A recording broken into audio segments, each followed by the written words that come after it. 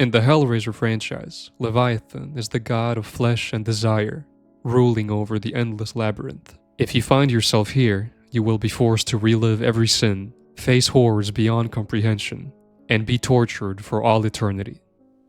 Hello everyone and welcome to another video. Today we'll be taking a look at some scary depictions of gods.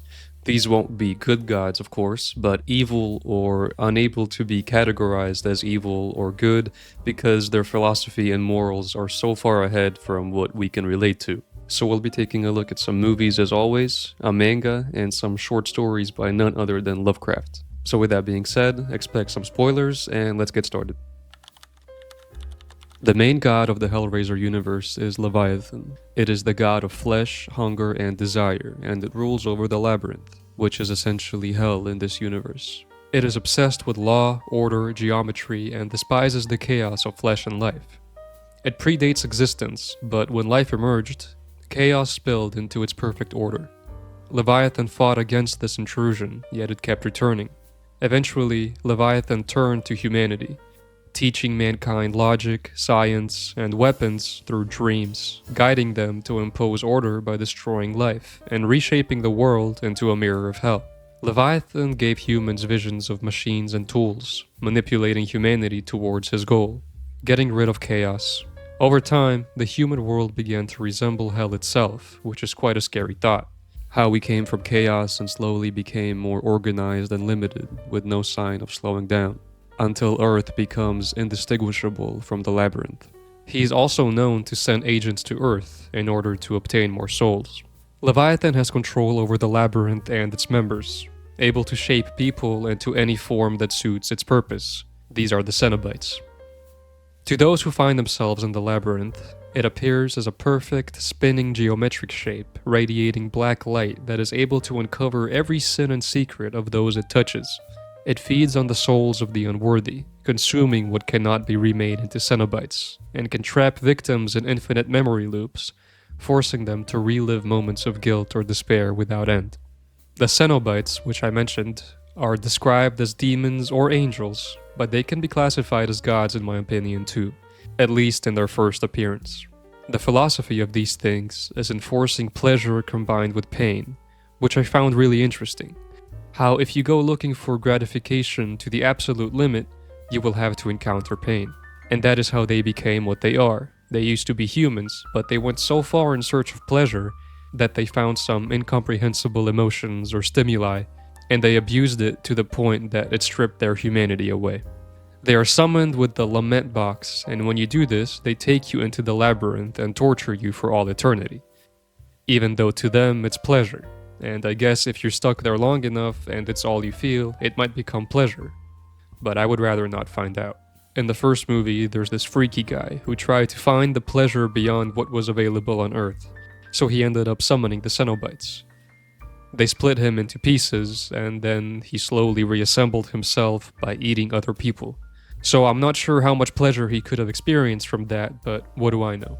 Leviathan is also capable of granting wishes, depending on what lament configuration you make with the puzzle box. There's life, knowledge, love, sensation, resurrection, and power. But as you can imagine, these aren't as glamorous as they seem. Because in the 2022 remake, someone selected sensation, and he was impaled with a device that rewires his nerves, which people from the labyrinth are into, but humans aren't. Once again bringing us to the pain-pleasure thing. Then later, he chooses power, and he's spread open in some corner of the labyrinth. I just really found the concept of seeking something so far that reaching it makes you break through the barrier of what is available here on Earth to be very interesting. And then Leviathan is waiting for you there, sending his Cenobites to torture you for all eternity. A similar gang to the Cenobites can be found in Berserk's God Hand.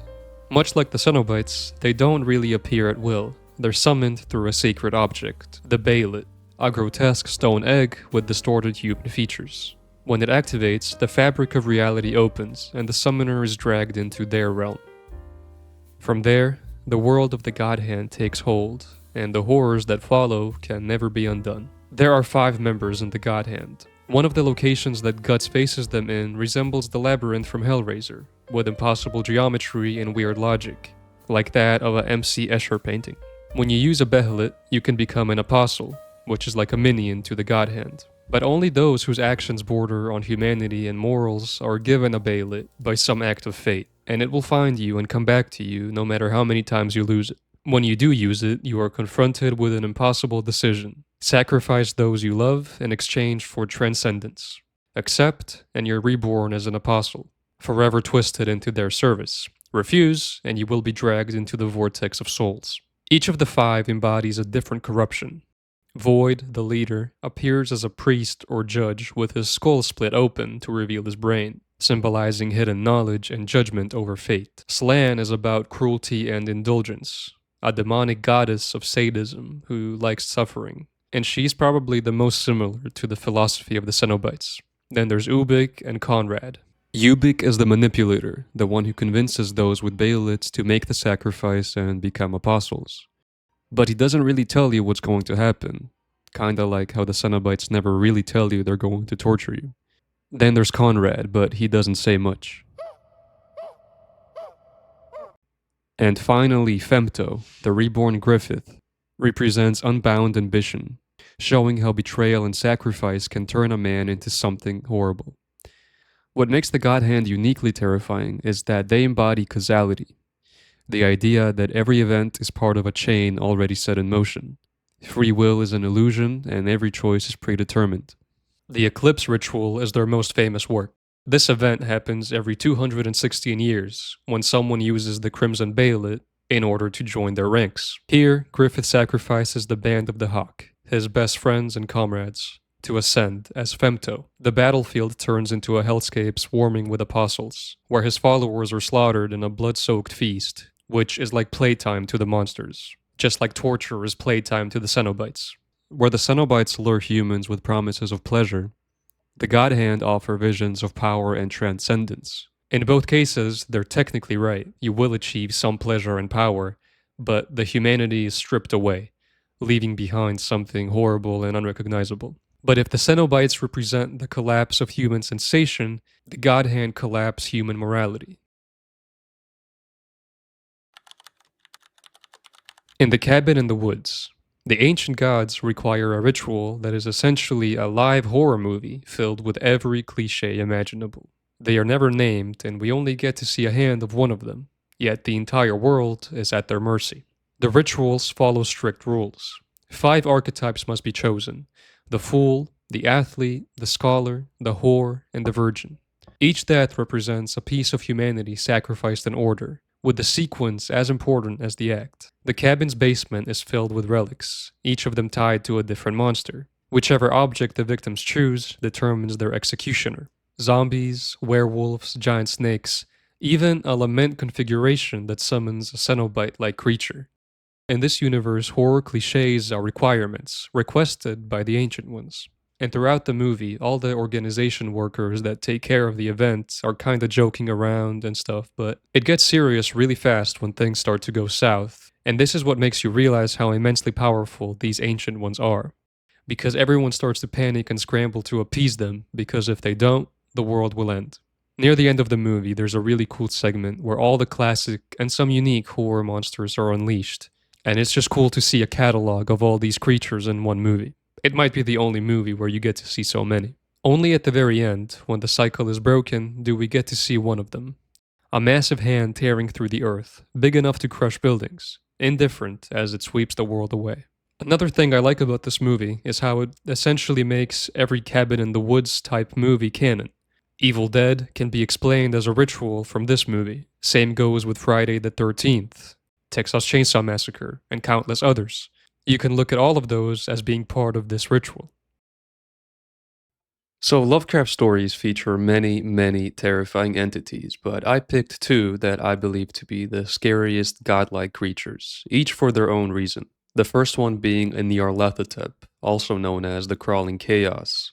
He is an outer god from the Lovecraft mythos, and his first appearance is in the short story Nyarlathotep. From the very beginning, his presence is built up to be something very powerful and different from other entities in the mythos. He emerged from Egypt and resembled a pharaoh.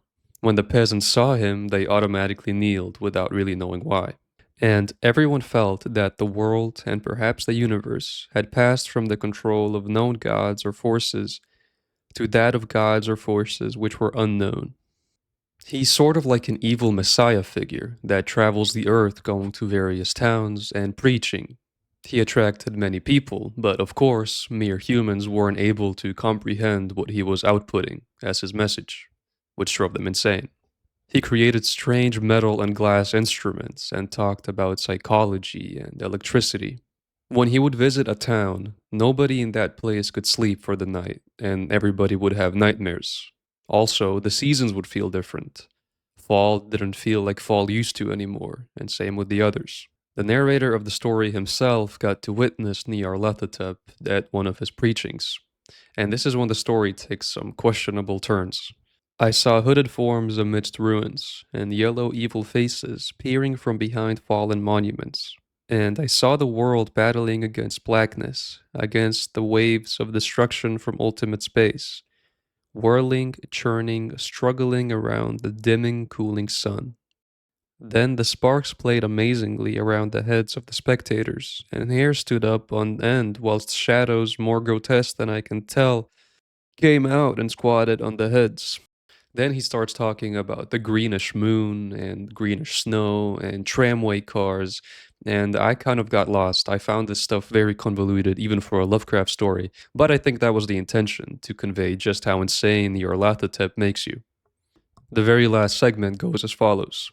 Screamingly sentient, dumbly delirious, only the gods that work can tell. A sickened, sensitive shadow writhing in hands that are not hands, and whirled blindly past ghastly midnights of rotting creation. Corpses of dead worlds with sores that were cities, charnel winds that brush the pallid stars and make them flicker low. Beyond the world's vague ghosts of monstrous things, half-seen columns of unsanctified temples that rest on nameless rocks beneath space and reach up to the dizzy vacua above the spheres of light and darkness. And through this revolting graveyard of the universe, the muffled, maddening beating of drums, and thin, monotonous whine of blasphemous flutes from inconceivable, unlighted chambers beyond time, the detestable pounding and piping whereunto dance slowly, awkwardly, and absurdly the gigantic, tenebrous ultimate gods. The blind, voiceless, mindless gargoyles whose soul is Nyarlathotep. I'm not quite sure if any other entity in the Lovecraft mythos is hyped up as much as this guy. I think what makes Nyarlathotep so scary is that he's one of the few gods who chooses to interact with humans. In most cases, these outer Lovecraft gods have to be summoned reluctantly, and in most cases, they're not even aware that humans exist, which is the next god, which I will get to in a second. But Nar, but Nar, but Nyarlathotep seeks out humans and wants to drive them mad for some pleasure or to fulfill some need of his.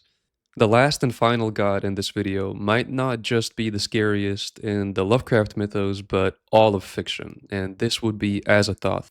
He doesn't get his own story like Nyarlathotep. The information about Azathoth is scattered throughout several tales.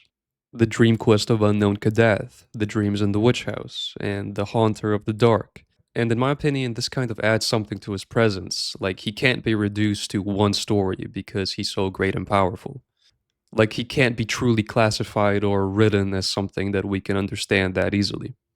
He doesn't have one form because he's always changing, and of course, one glimpse at him would drive anyone insane. He's the blind idiot god, the daemon sultan, the force of nuclear chaos at the center of the universe. He is described as a mindless, ever-changing mass that sits outside of the ordered universe and the realm of chaos. Around him, the other gods dance and howl, while cursed flutes pipe endlessly to keep him asleep. So the thing about Azathoth is that everything we have ever known or will know only exists because he dreamt it. If he were to wake up, absolutely everything would perish. The Necronomicon calls him a primal horror beyond description. In the Dreams in the Witch House, Walter Gilman is haunted by visions of Azathoth's throne, where witches and familiars try to drag him. What stops him is the memory of the name itself, a recognition that it represents something too vast and too dangerous to approach. He must meet the Black Man, and go with them all to the throne of Azathoth at the center of ultimate chaos. He must sign in his own blood the Book of Azathoth and take a new secret name. What kept him from going with her to the throne of chaos, where the thin flutes pipe mindlessly, was the fact that he had seen the name Azathoth in the Necronomicon, and knew it stood for a primal horror too horrible for description. Later writers expanded the mythology of Azathoth, saying that he is also the origin of other gods. Nyarlathotep, as powerful as he is, could only be a messenger and offspring of Azathoth. Yog-Sothoth and even Cthulhu are traced back as descendants. Some accounts even describe him as a living black hole, devouring and creating universes and gods in an endless cycle. So I believe these two are the scariest entities in all of cosmic horror, and each have a polar philosophy from the other. Nyarlathotep chooses to meddle with humans and corrupt them, while Azathoth isn't even aware that humans exist. And honestly, I am not sure which one of these is scarier.